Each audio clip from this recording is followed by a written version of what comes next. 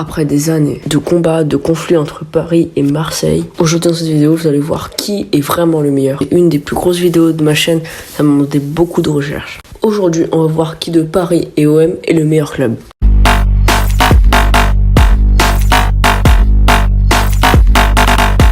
Et donc on commence avec la date la plus importante, c'est le nombre de victoires. Et Paris a battu 33 fois l'OM. 33 fois l'OM, c'est quand même pas mal les mecs. Hein. Et donc après 19 nuls, Marseille a battu 32 fois Paris.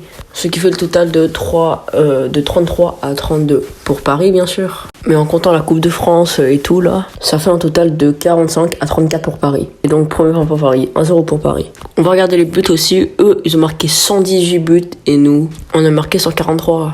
En fait, je viens de regarder, on a gagné 46 matchs, eux 34. Et on a marqué 145 buts. Et eux, c'est toujours la même chose. En plus, on s'est imposé 14 au Vélodrome. Et eux, en soi, on les a battus plus que chez eux. Voilà, donc on est trop fort. Ça mérite bien un coup de pied de Majral Devra dans la tête de Ariola, là, ou de Kerrer Kurzawa.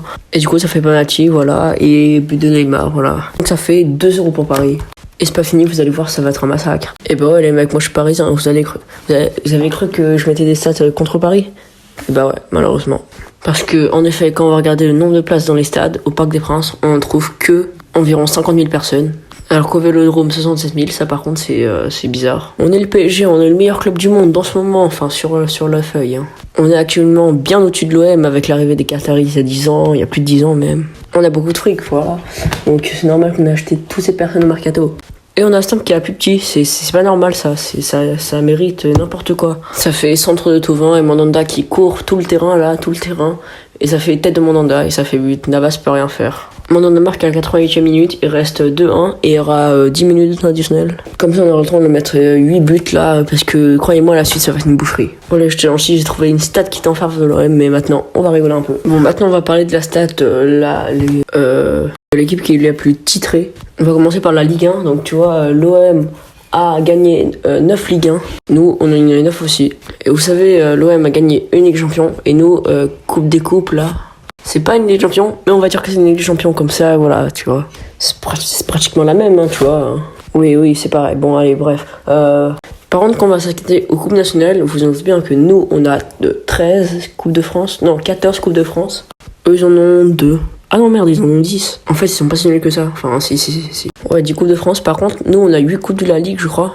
Eux, ils en ont seulement 3. Et ouais, mais malheureusement, cette coupe est supprimée depuis maintenant plus d'1 an. On a 10 trophées des champions, ils en ont 2. On va rajouter aussi la coupe Intertoto, donc au final, ce qui fait un total de 44 trophées. Tandis que l'OM en a 27 trophées. On a 27. Bon, là, j'ai dit que des grandes coupes, hein. Les petites coupes, là, non, c'est bon.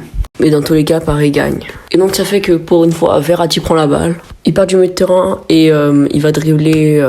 En fait, je connais plus personne. Ils sont tous partis ou c'est des petits joueurs. Aïe! Ça, les mecs, ça pique. Donc ça me ferait doubler. Doubler Verratti, allez, ça, j'en fous, ça coûte double. Voilà, ça fait 4-1. Verratti a marqué un but, voilà. Marseille engage et Verratti reprend la balle sur un tacle vicieux.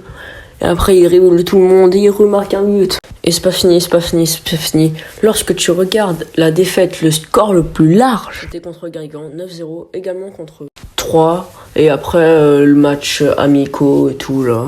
Alors que l'OM, ils ont également, c'était en 2017, hein, en Coupe de France, contre Bourg-en-Brest, une équipe paumée, hein, qui n'existe même pas sur la carte. Ils avaient battu 9-0, comme nous. Par contre, leur deuxième grande victoire, c'est seulement 0-7. C'était en UEFA Champions League contre, je sais même plus qui. Hein. Ah oui, c'était contre le MSK Milina, là, je connais pas, je sais même pas où c'est. Et donc ça fait qu'en gros, on a des plus grandes victoires qu'eux. Et c'est pas fini, parce qu'évidemment, quand on regarde les plus grosses défaites, c'est la remontada, où on a pris 6-1. Où on a pris 6 buts, c'est l'arbitre il a fait trop d'erreurs, là, et tout. Alors que Marseille, eux, c'est pas 6-1, c'est pas 7-1, c'est 8-0 face à Lyon. C'était contre Lyon en plus, hein. Donc ouais, là ça fait mal. Ça fait beaucoup, ça fait quoi? Ça fait encore un but de Verratti, triplé de Verratti là. Et but de la tête encore en plus cette fois là, Verratti, hein. Il est toujours nul pratiquement avec la tête. Mais aujourd'hui il a marqué avec la tête. Et donc ça fait 5-1, voilà, triplé de Verratti, un but Neymar, un but Mbappé, tranquille. Mais c'est pas fini, c'est toujours pas fini. On va encore un peu se régaler. Et donc on va s'attaquer au meilleur buteur des deux clubs, bien sûr. Du côté de Paris, vous en doutez, bien sûr, c'est Cavani, 200 buts, voilà, vous le savez déjà. L'OM, comme ils sont nuls, je ne connais pas, donc regardez. Ah oui, donc du côté de Marseille, c'est Jean-Pierre Papin. Lui, il en a pas 200, hein. Il en a 340. Non. Vous croyez vraiment que Jean-Pierre Papin aurait mis 340 buts en plus avec Marseille? Vous êtes complètement fou. Il a même pas mis la moitié, il a mis 175 buts avec Marseille. Et vous aurez compris, encore but de Verratti. Non, ça fait trop. Oh, Icardi. Après avoir dribblé un adversaire, deux adversaires, trois adversaires. Plus parler, hein, je sais plus parler. Après avoir récupéré la balle pour sauver notre but, hein. C'était un corner, il était au premier poteau, là, il a sauvé la balle, on sait même pas comment il a fait. Hein. Dribble tout le terrain, il va dribbler le gardien un peu après. Il va faire comme Choupo-Moting. Non, je rigole. Il va s'allonger, il va mettre un but de la tête. Comme Verratti lorsqu'il avait fait une passe de la tête. But de la tête de Icardi, 6-1, 86e minute. Et c'est pas fini parce qu'il y a encore des gros stats. On va voir qui a marqué le but le plus jeune. Du côté du Paris Saint-Germain, c'était... attends, je vais regarder. Voilà, c'était Bartholoméu Ogbeche. 17 ans, 1 mois et quelques jours, bah je sais pas. Alors qu'à l'OM, Samir Nasri...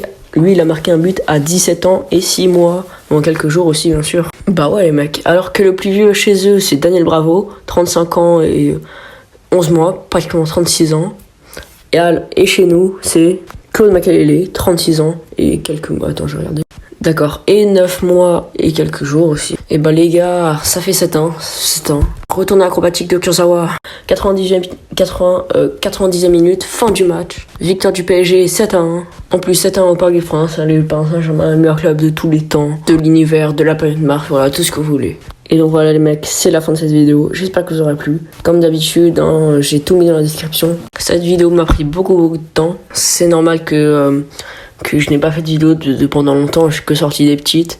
Et j'ai des grosses vidéos en réserve encore. Enfin, ce que je veux dire, c'est qu'il y aura des grosses vidéos qui vont sortir. Alors on se retrouve très vite pour une nouvelle vidéo. Et puis moi, je retourne encore dans mes délires.